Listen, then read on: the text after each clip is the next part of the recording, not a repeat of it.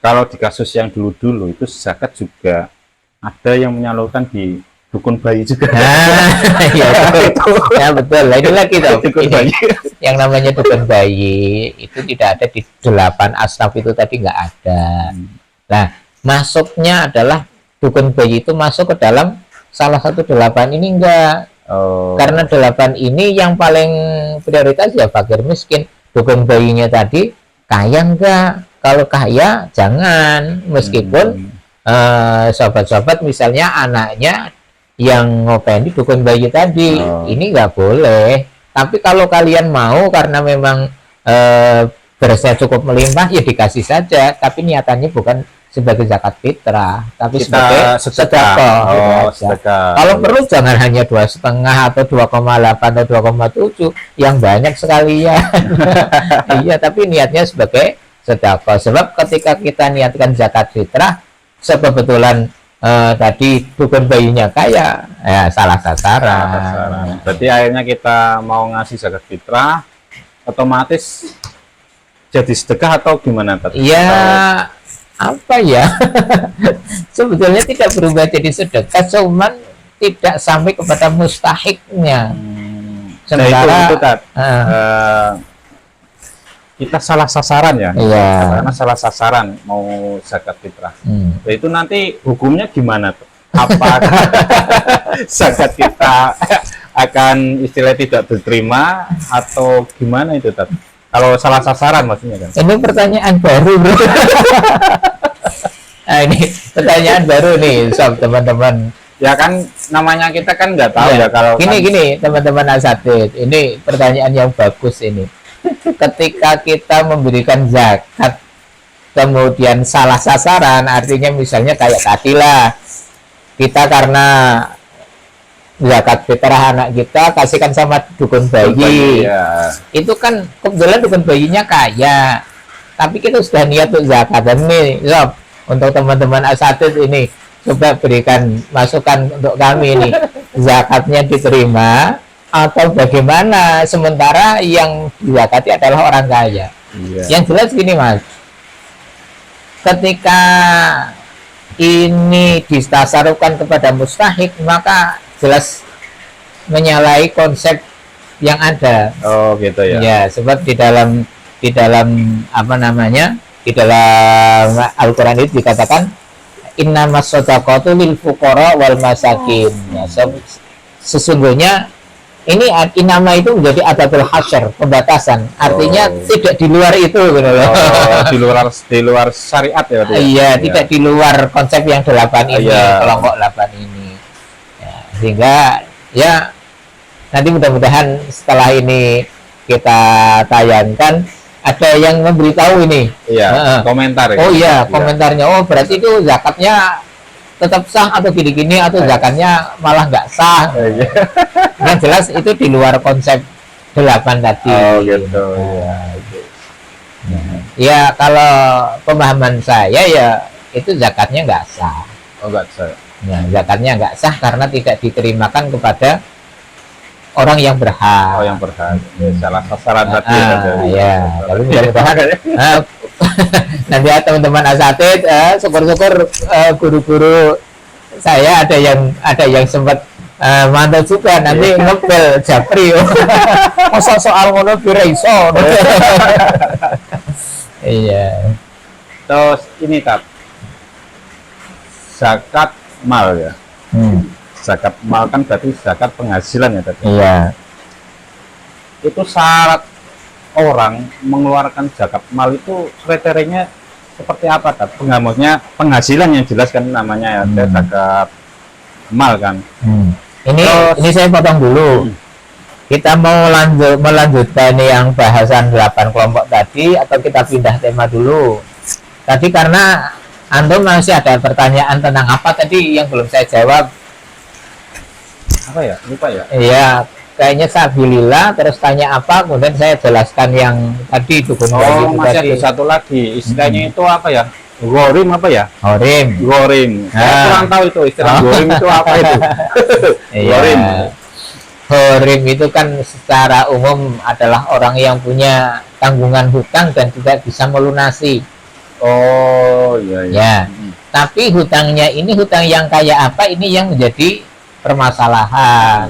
Sebab ketika hutang ini adalah hutang untuk kebutuhan yang apa, konsumtif, dan bukan hutang yang pokok, maka ada beberapa pendapat yang akhirnya horim semacam ini nggak masuk. Misalnya saya hutang bank untuk beli mobil, nah, sementara saya motor ada misalnya, itu kan kebutuhan yang bukan pokok itu. Oh ya. Nah, itu nggak masuk. Oh, nggak masuk ya? Nanti kalau masuk saya ke panitia zakat kemana-mana dulu. Iya. Jadi hutangnya ini yang dibedakan adalah pertama hutang untuk keperluan-keperluan yang memang keseharian. Oh, keseharian ya. Atau memang hutang untuk hal-hal yang sifatnya jihad fisabilillah.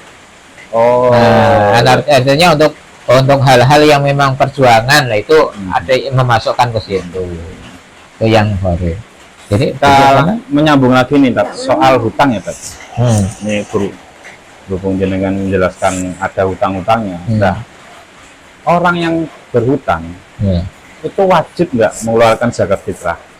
Katakanlah hutangnya banyak, banyak, tapi yo masih mampu membayar, tapi tertatih-tatih gitu loh. Jadi enggak. Itu wajib nggak mengeluarkan zakat fitrah? Nanti ini berubah ke zakat mal ini bahasannya. Nah, ini kan nyambung tadi. Ya, artinya ketika zakat fitrah itu nanti konsepnya sudah beda jauh dengan ya. Tetapi kalau yang ditanyakan itu ya, nanti kembali ke pokoknya. Jadi misalnya ini seorang pegawai negeri itu nanti masuk bahasan zakat mal ini. Ya, tapi nggak apa-apa, kita bahas sedikit dulu. Zakat pegawai negeri misalnya punya gaji satu bulannya 3.500.000 misalnya. 3,5 juta ya. Kemudian mendapat tunjangan sertifikasi atau tunjangan kinerja dan lain-lain satu kali gaji. Saja 7 juta. Nah, kalau dikalikan 10 bulan saja sudah menjadi 70 kan? 70 ya. Nah, 70 ditambah yang 2 bulan, 7 kali 2 kan 14. 14. Berarti 84. Nah, itu sekarang gini. Ini masuk ke ranah zakat mal ini, Bro. Ya. Zakat mal itu dulu zaman itu pakainya dinar atau dirham. Oh. Ya, jadi itu lah, untuk saat sekarang itu dipermudah. Artinya dirham itu sepiro, kemudian dinar itu berapa, akhirnya ketemulah yang namanya zakat mal itu nisabnya pakai nisab emas. Oh, di mana 85 gram itu sudah masuk nisab. Nah, sekarang kira-kira tahu nggak harga emas kira-kira sekarang berapa? Terakhir yang saya tahu itu 500. Nah, coba 500 kali 85, coba dihitung. 500.000 kali 85 kali 85. Iya. Nah, 42.500. 42.500.000. Nah, itu berarti sudah masuk menjadi nisabnya itu udah diwajibkan dalam 1 tahun kok mendapatkan penghasilan itu 42 juta, berapa 500, itu berarti sudah wajib mengeluarkan zakat mal. Kira-kira sekarang emas yang bagus, coba browsing aja emas yang 22 karat. Iya, atau 24 lah. 24 karat. Ya, dimasukkan yang maksimal. Coba berapa? Ini kita pakai yang tertinggi nih. Ya. Nanti biar jelas ini. Harga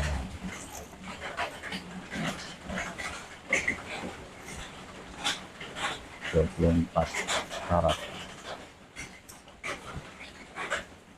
1.087.110. Nah, akhirnya coba dihitung 85 kali itu harga itu kalikan 85 aja. 1.087.110. 87 aja gitu ya. Nah, mudah itu kalau hanya bulatannya 1 juta. 87 dikali 85. 92.395.000. Nah, itu yang menjadi standar.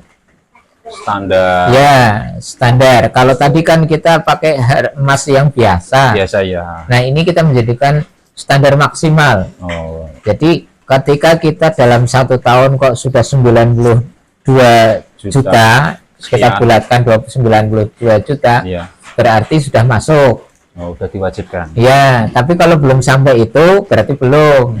Karena fluktuasi emas kan senantiasa berubah-ubah. Oh, ya. Nah, kita pakainya standar emas. Nah, tapi ya. Kalau orang ini yang punya penghasilan ini punya hutang. Nah, iya, itu menjadi problema tersendiri. Memang ada beberapa pendapat yang berbeda, tetapi pendapat yang terkuat itu orang itu tetap harus membayar zakat. Oh, tetap harus. Ya, kenapa harus membayar zakat? Karena sebelum dia punya hutang ini dan itu, dia tahu bahwa harta saya ini mestinya dapat sekian. Ya. Nah, sehingga itu adalah sebuah konsekuensi. Oh, gitu. Karena apa? Salah satu tujuan zakat itu adalah untuk mengikis kebahilan. Oh, salah satunya itu untuk mengikis nih nafsu eman, nafsu pelit itu. Salah satunya itu. Berapa persen berarti dari? Nah, kalau persentasenya adalah 2,5%. 2,5%. Nah, coba dikalikan aja 92 juta itu langsung aja ya. Dikalikan 2,5%. Nah, 230.000. Enggak, itu 2 juta. Oh. Ya, nanti ketemu 2 juta sekian. 92 juta ya tadi? Ya, kita bulatkan juta lah. 92 juta dikali ya kali 2,5%. 2,5. Mana ini? 2,5. Ada koma ada. 90. Ada koma nih. Ini pakai titik nggak apa-apa. 2 kali 2,5 bagi 100. Oh, bagi 100. Oh, ya tadi pun dibagi ya. Nah, itu kan 2.300.000. sebetulnya sangat kecil. 2.300.000. Lah, ini kita ngeluarinnya ke siapa tadi? Nah,